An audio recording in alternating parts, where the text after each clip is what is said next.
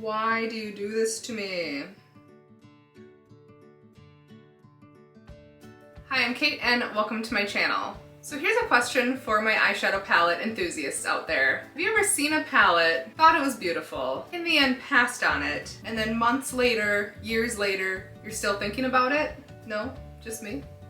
Well, that happens to me a lot, especially over the last year that I've really cut my spending down. I have a lot of palettes that I still think about that I haven't picked up. I don't know if I would say that they're on my wish list, that I'm like prepared to buy them, but they are palettes that I just still think about and still would love to have. So that's what I'm gonna be talking about today. So I do have like a wish list in my phone that I've just kind of added things to over the past year or so, none of which I've actually picked up, but there's still things that I think about. So I'm gonna dive right in. One brand that I've had my eye on for a while is Unearthly Cosmetics. They were formerly Alien Cosmetics, but their Fall Magic palette is just beautiful. It's grungy with some neutrals and some colorful shades, and it's just a fall dream. And it's a palette that I still think about today. I don't know if I'll ever pick it up, but it is really pretty, and it's still a palette that I haven't been able to take off my wish list. Another palette that I still think about is from Sigma, and it's the Enchanted palette. I did mention this in my new releases video because Sigma has a new palette out, the Alice in Wonderland palette, that I'm debating whether or not I want to pick up. But the Enchanted palette, I've always thought it was really beautiful, and it's still one that's on my mind.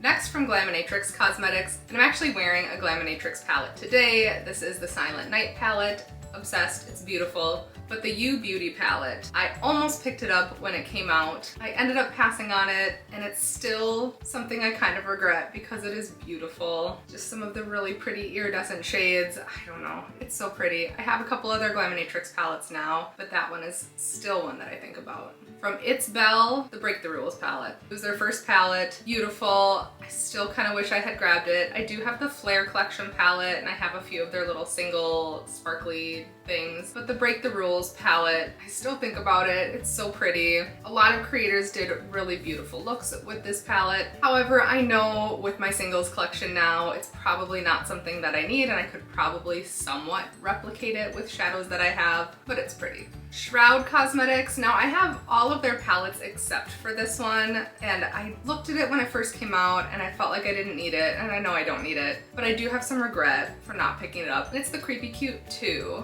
and now I wish I had picked it up because it is really cute. I have the original Creepy Cute. I feel like the shades in this one could complement what I already have, but again, I've been monitoring my spending a lot more, so it was just something that I chose to pass on, but it's still one that's on my wish list. Lois Cosmetics is another brand that's been on my radar, especially the last few months. They've released a couple new palettes, but the Meet Me in the Underworld palette is one that still is calling to me. It's like a grungy fall dream, which is my style of makeup. I love grungy colors. I love the greens. It's one that I kind of regret not picking up. It's still on my wish list, so we'll see. Maybe a future purchase. I don't know, but it's one that I still keep on my list. The next one, I don't even know why it's on my list and why I still think about it, because I don't do a lot of pastel makeup. Even in the spring, I don't do a lot of straight up pastels, but the Natasha Denona pastel palette, I still think about it. It's beautiful. I really don't think I would get enough use out of it if I did buy it. I have other pastel palettes. I have the Shroud Creepy Cute. I have the Juvia's Place pastel palette. I have Black Moxie pastels. I have BH pastels. I know I don't need it. I don't know why I still think about it. I need to just take that one off my list, but I do still think about it. From Give Me Glow, I have two palettes that I still think about. I do have a few singles from Give Me Glow, but the palettes that continue to be on my mind are the Vintage Rose and the Christmas Morning palettes. I still think about them. I put them on a wish list for Christmas last year, and I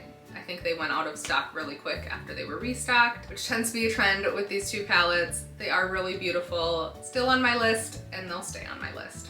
Another one that I think for now I will keep on my list is from Adept, and it's the Plain Jane palette. It got such great reviews, but at the time that it came out, I just didn't have that kind of money to spend. The shadows look beautiful, super unique, super dimensional and duochromy, multi-chromy. They've come out with a few other palettes too. The Heather Austin palette also really intrigues me, but I don't know, the Plain Jane is the one that I still think about today. From Kaleidos, the palette that is still on my radar is the Angelica palette. I don't even know if it's still available. I tried to get it the first time and it sold out before I had a chance to grab it. Restock, I kind of convinced myself I didn't need it, and then I regretted not picking it up. So I don't know if it's available. Someone let me know below if you do know, but still a palette that I think about. I still regret not getting it. From Nomad Cosmetics, which is one of my favorite brands. I have 7 or 8 of their palettes. I do have the newest one on the way, and I'm really excited to get that. It's the Monteverde Cloud Forest palette, super bright and fun and colorful, so very excited about that. But there's 2 palettes that I still think about from Nomad. I don't know that I'll ever pick them up, but they're still on my list, and it's the Haunted Europe palette,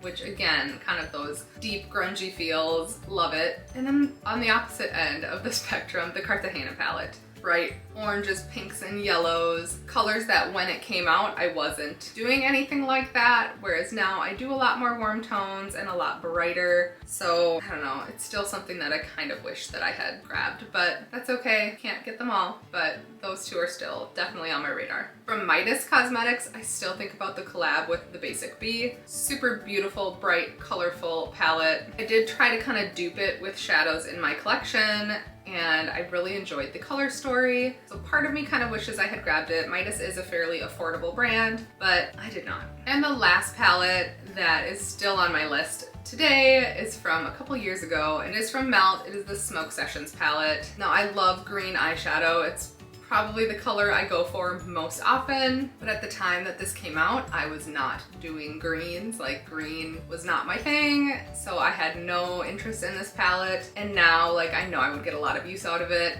I know people had a lot of issues with the shimmers kind of like expanding and exploding and blooming and lots of issues.